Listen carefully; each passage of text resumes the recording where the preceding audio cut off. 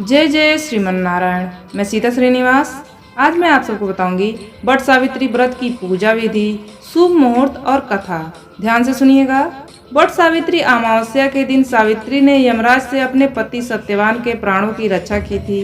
हिंदू धर्म में वट सावित्री अमावस्या सौभाग्यवती स्त्रियों का महत्वपूर्ण पर्व है। इस व्रत को ज्येष्ठ कृष्ण त्रयोदशी से अमावस्या तक तथा ज्येष्ठ कृष्ण त्रयोदशी की पूर्णिमा तक करने का विधान है।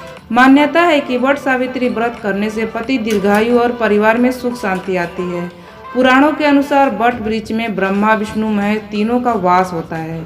इस व्रत में बरगद वृक्ष चारों ओर घूमकर सौभाग्यवती स्त्रियां रक्षा सूत्र बांधकर पति की लंबी आयु की कामना करती हैं। वट सावित्री व्रत में वट और सावित्री दोनों का खास महत्व माना गया है। पीपल की तरह ही वट या बरगद वृक्ष की विशेष महत्ता बताई गई है। इस व्रत को सभी प्रकार की स्त्रियां यानी कुंवारी कन्याएं, विवाहित, कुपुत्रा, सुपुत्रा, विधवा आदि करती हैं। इस व्रत को स्त्रियां अखंड सौभाग्यवती रहने की मंगल कामना के साथ करती हैं। आजकल अमावस्या को ही इस व्रत का आयोजन होता है। इस दिन वट वृक्ष बरगद का पूजन होता है। आइए जानते हैं कि वट सावित्री अमावस्या का पूजा विधि क्या है। पूजा विधि: प्रातः काल घर की सफाई कर नित्य कर्म से निवृत्त होकर स्नान करें।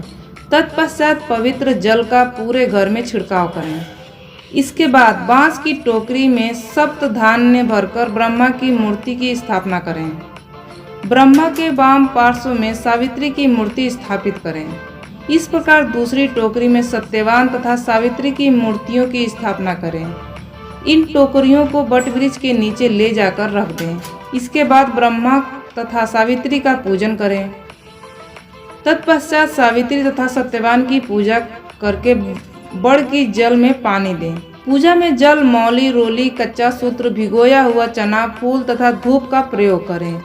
जल से वट वृक्ष को सींचकर उसके तने की चारों ओर कच्चा धागा लपेटकर 3 बार परिक्रमा करें। भीगे हुए चनों का बायना निकालकर नगद रुपया रखकर सासू जी के चरण स्पर्श करें।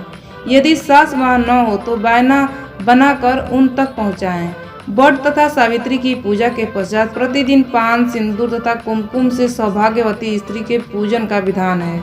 यही सौभाग्य पिटारी के नाम से जानी जाती हैं। सौभाग्यवती स्त्रियों का भी पूजन होता है। कुछ महिलाएं केवल अमावस्या को एक दिन ही व्रत रखती हैं। पूजा समाप्ति पर ब्राह्मणों को वस्त्र तथा फल आदि वस्तुएं बांस के पात्र में रखकर दान करें। इस वट वृक्ष के नीचे सावित्री सत्यवान की पुण्य कथा का श्रवण करने से मनवांछित फल की प्राप्ति होती है। अब मैं आपको बताऊंगी सावित्री और सत्यवान की कथा। पौराणिक, प्रमाणिक एवं प्रचलित वट सावित्री व्रत कथा के अनुसार सावित्री के पति अल्पायु थे। उसी समय देव ऋषि नारद आए और सावित्री से कहने लगे कि तुम्हारा पति अल्पायु है, आप कोई और दूसरा वर मांग लें। पर सावित्री ने कहा, मैं एक हिंदू नारी हूँ, पति को एक बार ही चुनती हूँ। उसी समय सत्यवान के सिर में अत्यधिक पीड़ा होने लगी। सावित्री ने वट वृक्ष के नीचे अपने गोद में पति के सिर को रख उसे लेटा दिया। उसी समय सावित्री ने देखा कि अनेक यमदूतों के साथ यमराज आ पहुँचे। सत्यवान के जीव को दक्षिण दिशा की ओर ले जा रहे थे। यह देख सावित्री भी यमराज के पीछे पीछे चल देती हैं। उन्हें आता देख यमराज ने कहा कि हे पतिव्रत नारी, पृथ्वी तक ही पत्नी और पति का साथ होता है, अब तुम वापस लौट जाओ। उनकी इस बात पर सावित्री ने कहा, जहाँ मेरे पति रहेंगे मुझे उनके साथ रहना है, यही मेरी पत्नी धर्म है। सावित्री के मुख से यह उत्तर सुनकर यमराज बड़े प्रसन्न हुए।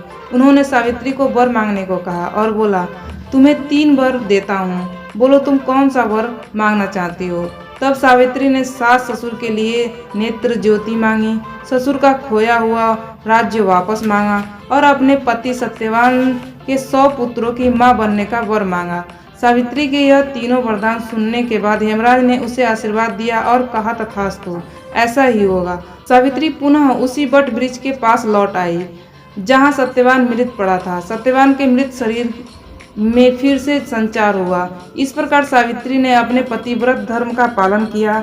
व्रत के प्रभाव से न केवल अपने पति को पुनः जीवित करवाया बल्कि सास ससुर के नेत्रों की ज्योति भी वापस लौटाई और उनका खोया हुआ राज भी दिलवाया। तभी से वट सावित्री अमावस्या और वट सावित्री पूर्णिमा के दिन वट वृक्ष का पूजन अर्चन करने का विधान है। यह व्रत करने से सौभाग्यवती महिलाओं की मनोकामना पूर्ण होती है और उनका सौभाग्य अखंड रहता है। कथा का सार यह है कि एक निष्ठ पति परायणा स्त्रियां अपने पति को सभी दुख कष्टों से दूर रखने में समर्थ होती हैं। जिस प्रकार पतिव्रता धर्म के बल से ही सावित्री ने अपने पति सत्यवान को यमराज के बंधन से छुड़ा लिया तथा इतना ही नहीं, खोया हुआ राज्य तथा अंधे सास ससुर की नेत्र ज्योति भी वापस दिला दी, उसी प्रकार महिलाओं को गुरु दक्षिणा के चक्र में इधर उधर नहीं भटकना चाहिए। अपना गुरु केवल पति को ही मानना चाहिए। ये जानकारी आपको कैसी लगी? इस तरह की जानकारियाँ पाने के लिए आप इस चैनल को सब्सक्राइब कर दीजिएगा। आपका दिन शुभ हो, आपका दिन मंगलमय हो, इसी आशा और विश्वास के साथ इस वीडियो को समाप्त करती हूँ। जय जय श्रीमन नारायण।